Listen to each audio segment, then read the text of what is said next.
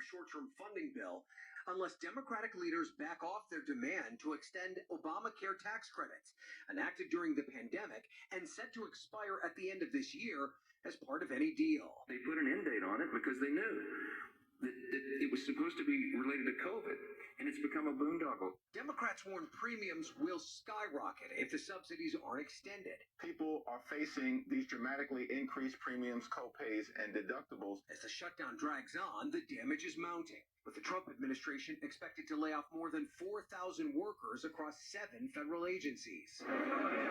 Meanwhile, concern at the nation's airports that widespread staffing shortages could lead to more flight disruptions.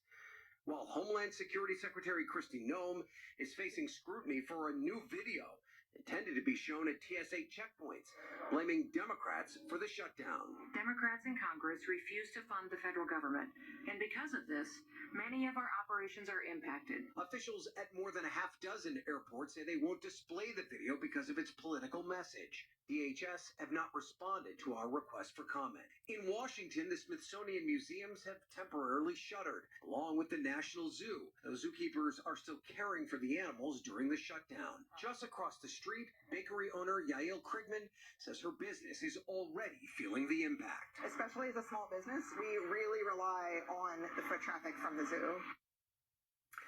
And a White House spokesperson responded to the criticism around that video by Secretary Noem, accusing Democrats of being responsible for the shutdown by saying that the administration won't, quote, shy away from sharing the truth with the American people.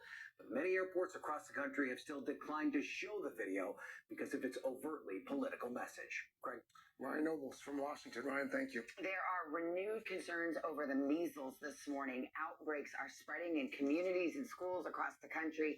Cases for the year now reaching the highest level in more than 3 decades. NBC's Emily Ikeda on the story for us. Emily, good morning. Savannah, good morning to you. It hasn't even been 2 months since the deadly measles outbreak in Texas ended, but the highly contagious disease continues to pop up across the country. And now with the new school year in full swing, new cases are forcing hundreds of students to be quarantined for weeks on end, and some doctors say the situation will likely get worse. This morning, measles cases are bubbling up again and wreaking havoc on the school year. After exposure to the disease, health officials reporting more than 150 unvaccinated children between 2 schools in South Carolina have been forced out of the classroom and into quarantine for 3 weeks, the length of time it could take for symptoms like fever, a cough, or rash to emerge. You have to then stay away from school for 3 weeks, which is going to hurt your ability to learn. And so hundreds of children now are suffering the fact that they aren't going to be able to go to school. And that's just one of the many consequences, I think, of these kinds of outbreaks.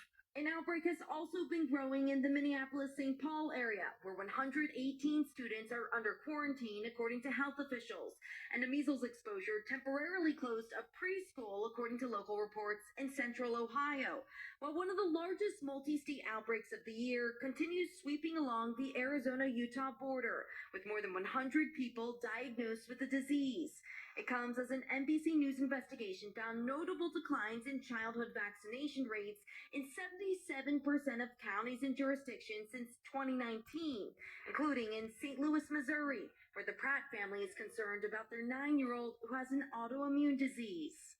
One child or adult could cause an outbreak that she potentially would have life-threatening illnesses or complications from. The CDC has confirmed more than 1,500 measles cases this year, the highest number since 1992.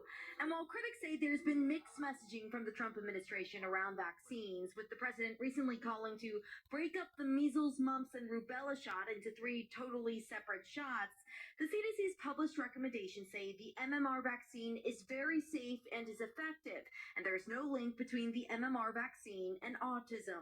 As we enter the winter months, I suspect this is only going to get worse. And with cases